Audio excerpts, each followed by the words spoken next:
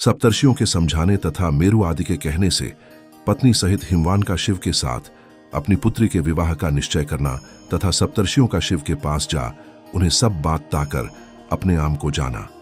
ब्रह्मा जी कहते हैं, नारद, तदनंतर वशिष्ठ ने प्राचीन काल में राजा अनरण्य के द्वारा अपनी कन्या पद्मा का पिप्पलाद के साथ विवाह करने की तथा धर्म के वरदान से पिप्पलाद के तरुण अवस्था, रूप, गुण, सदा स्थिर रहने वाले यौवन, कुबेर और इंद्र से भी बढ़कर धन, ऐश्वर्य, भक्ति, सिद्धि एवं समता प्राप्त करने की तथा पद्मा के स्थिर यौवन, सौभाग्य, संपत्ति एवं भर्ता के द्वारा परम गुणवान 10 पुत्रों के प्राप्त करने की कथा सुनाकर कहा, शैलेंद्र, तुम मेरे कथन के सार तत्व को समझकर अपनी पुत्री पार्वती का हयथ महादेव जी के हाथ में दे दो और मेना सहित तुम्हारे मन में जो क्रोश है उसे त्याग दो।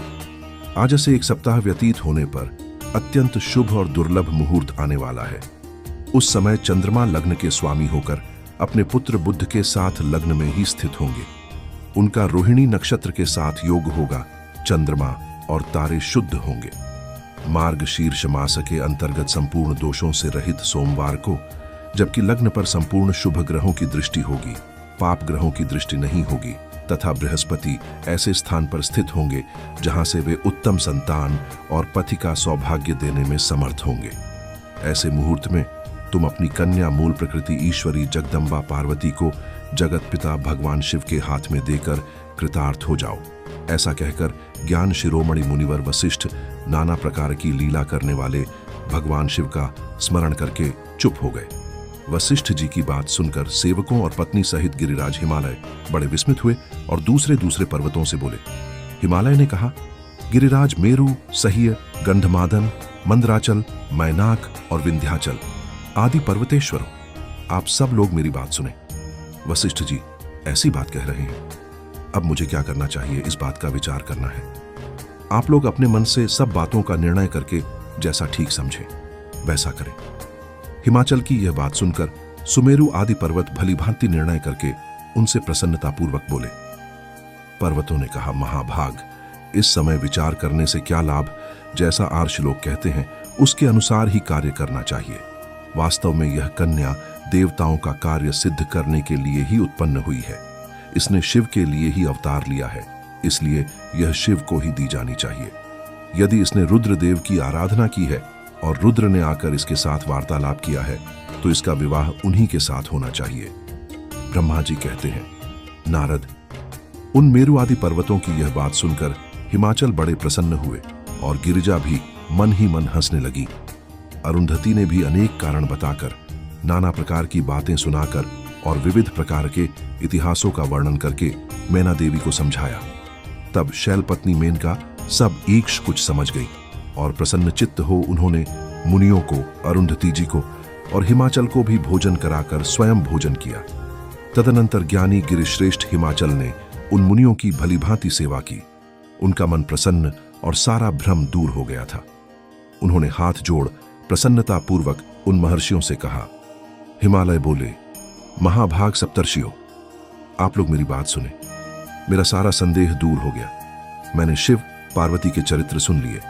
अब मेरा शरीर, मेरी पत्नी मेना, मेरे पुत्र पुत्री, रिद्धि सिद्धि तथा अन्य सारी वस्तुएं भगवान शिव की ही है, दूसरे किसी की नहीं। ब्रह्मा जी कहते हैं, नारद, ऐसा कहकर हिमाचल ने अपनी पुत्री की ओर आदर पूर्वक देखा और उसे वस्त्राभूषणों से विभूषित करके ऋषियों की गोद में बिठा दिया।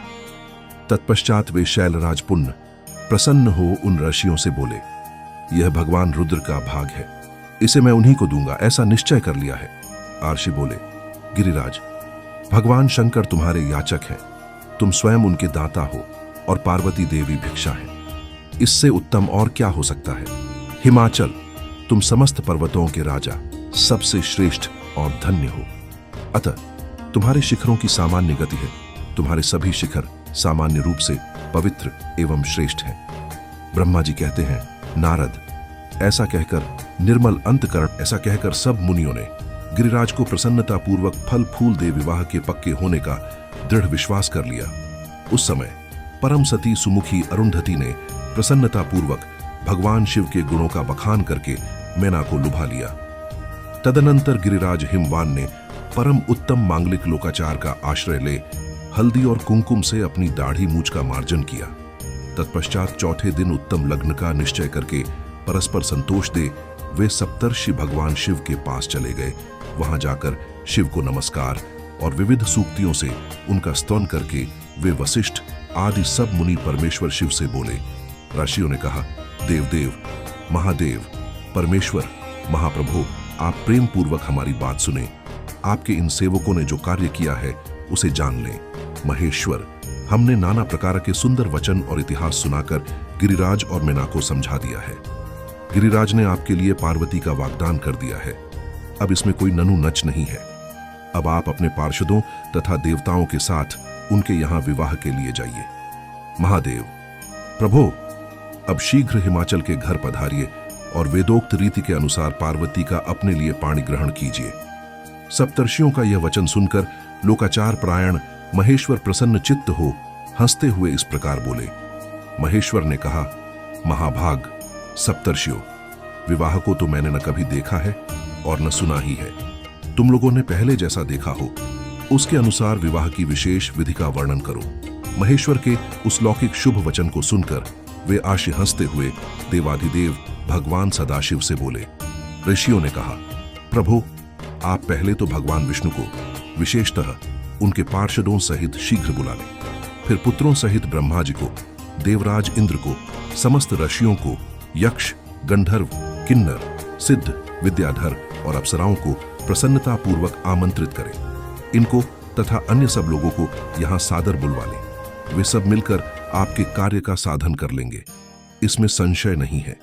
ब्रह्मा जी कहते हैं, नारद, ऐसा कहकर वे सातों आर्षि उनकी आज्ञा ले भगवान शंकर की स्थिति का वर्णन करते हुए वहां से प्रसन्नता पूर्वक अपने धाम को चले गए।